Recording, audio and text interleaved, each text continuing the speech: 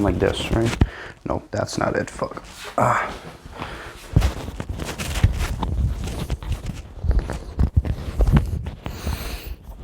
That's not it.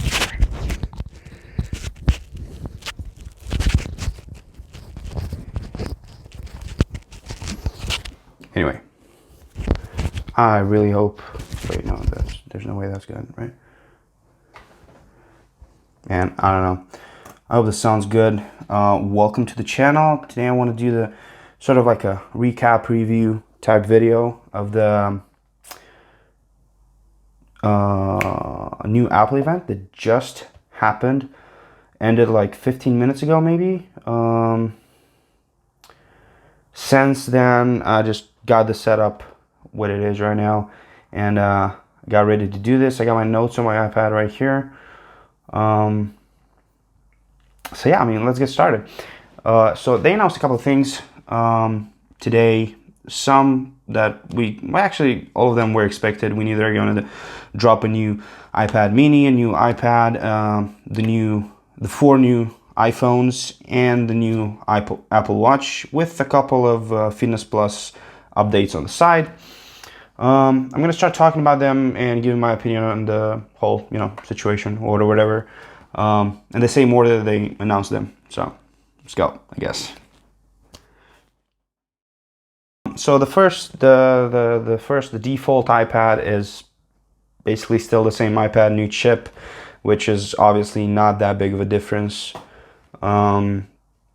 Same form factor, nothing much changed except one feature that I am excited about. Well, not excited, since I have the iPad Pro, but I have enjoyed, when it comes to video calls, the center stage feature, which is the one where like the front facing camera basically focuses on your face, or it zooms out if more people come into the shot. So that's coming now to the iPad, to the baseline iPad, and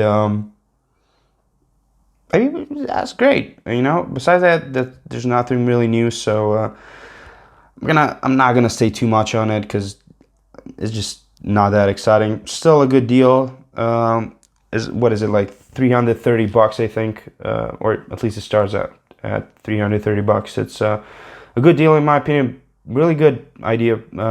Really good advice for students to take notes and highlight stuff for school.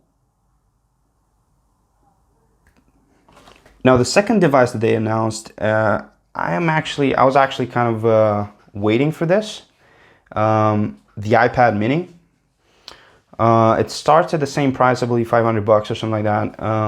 But it's basically, well, it's an updated version. I guess you could say it's finally caught up to the iPad Pro and Air.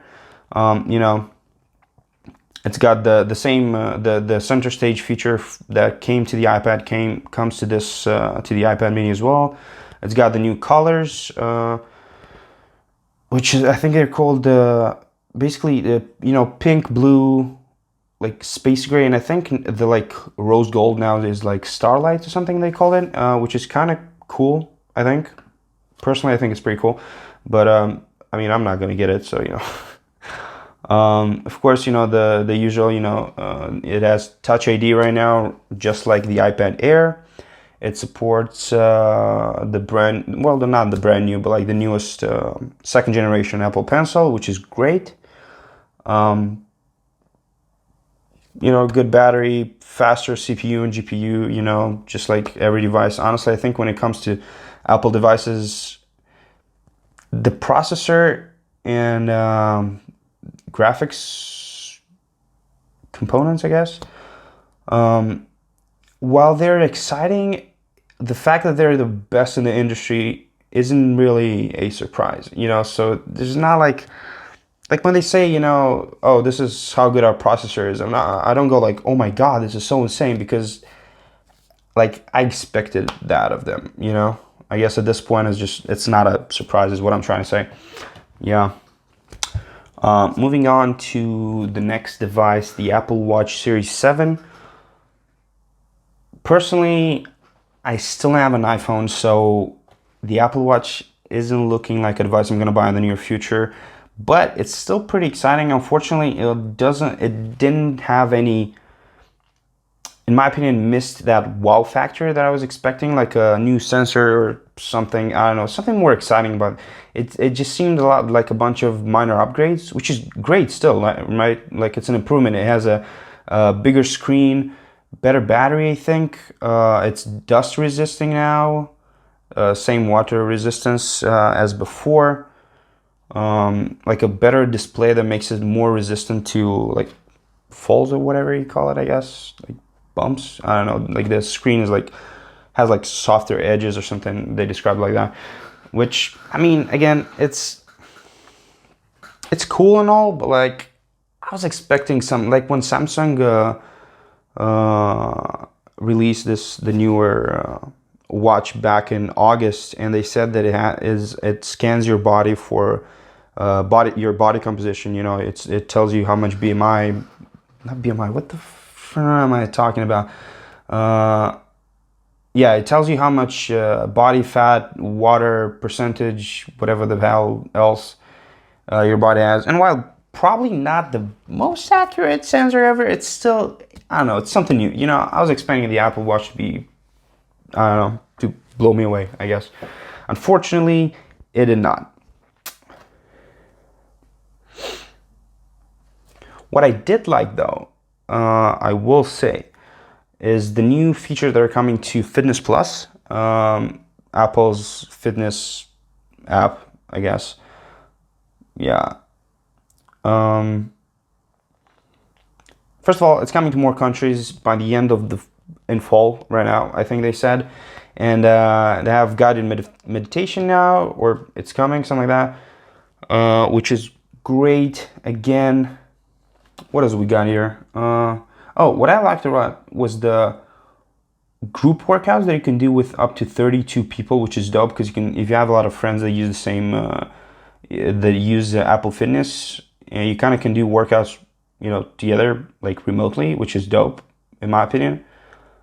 You know, I don't know, can make your workouts more fun, I guess.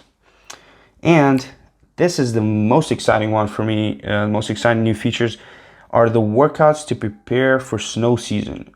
This is cool because every year when I go to, well, I guess I don't go skiing every year, but every time I go skiing, my legs are straight up dead at the end of the first day, and it hurts like hell. And a lot of times it kind of makes it harder for me to take full advantage of the, you know, ski season, I guess, if you will. And I don't know. I think this could be really good. Personally, for me at least, I know my dad would be super into it, but yeah, I don't know, it's a personal opinion, I guess. And now, prepare yourself for the most important part of this event. For some people, at least, the new iPhones. Not a big surprise, obviously. You know, September event is basically tradition that they unveil a new iPhone, or I guess 4 new iPhones really. 2 Pros and 2 non-Pros, the Mini, the regular Pro, and the Pro Max.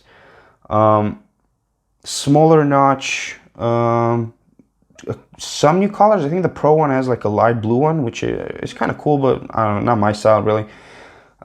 They said that it's redesigned inside to fit the new, some new features, which I don't really understand which ones, because they didn't really like, they just said it's redesigned and then they showed the new features, but they didn't really show how, like why they needed to redesign it. But anyway, new CPU, A15 Bionic, which is great. 4-core GPU on the 13 and 30 minute, and 5-core GPU on the 13 Pro and Pro Max. ProMotion is finally coming to the Pro devices, which is great. I'm really excited about that, even though I'm probably not going to get an iPhone anytime soon, but it's dope, you know. I can't wait for them to appear in the stores and for me to go and check them out and just play some games, I guess, on them. But yeah, Mac Pro Photography is coming to them, up to, or as close as 2 centimeters to something, which is great.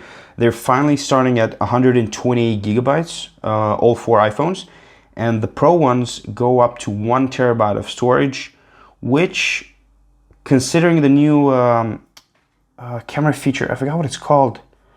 Just give me a sec. Let me. ProRes, yeah, 4K 30 FPS ProRes video, which is basically like,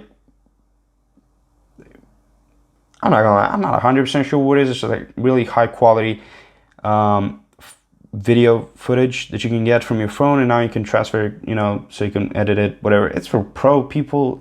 Most of the people that are using iPhones probably not gonna care about this. It's got an XDR display, just like the iPad Pro 20 12.9 inch from this May. Yeah, I mean, battery life is better on all iPhones, plus 1.5 hours on the 13 mini on the Pro, and on the regular one and the Pro Max it's plus 2.5 hours, which is, again, cool.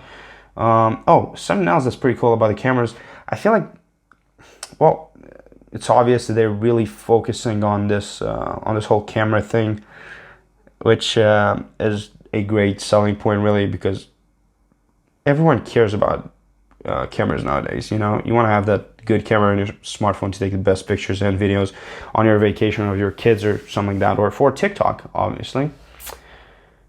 And yeah, they got cinematic mode, which it's great. I just don't think, like, I don't really understand how many people are gonna really, I guess for low budget studios or whatever, but I guess it might be cool because you just have your iPhone, you can get some pretty good shots, but still it feels like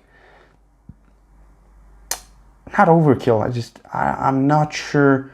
It's probably for like the 1% of people that use iPhone. Not even 1%, like 0.001% of the people that use iPhones, Maybe, and even then, only maybe, right? Because, I don't know, it just doesn't really seem like something that a lot of people need. And, yeah, I guess that's kind of it. Honestly, for me, I just get I'm kind of excited about it. The only selling point, the only selling point for me for the Pro and Pro Max iPhones is the ProMotion display, the 120 hertz display, which is kind of partly why I actually bought the iPad Pro over the iPad Air. But since it's an iPhone, like my Samsung right now doesn't have a 120 hertz display, so I don't think it's that important. So I'd probably personally just go for the either mini or the regular iPhone 13, honestly. But yeah, I guess that's about it for the event. Honestly, this is not the event that I'm looking for the most. I'm looking for what am I looking for? I guess I'm most exciting for the MacBook One. That's gotta be either late September, though it hasn't been announced yet. So probably like in mid-October, I feel like the event's gonna be. Because I am thinking about buying the new 14-inch MacBook Pro. But anyway, some other time on that. Okay. Okay. Okay. Okay. Okay. Okay.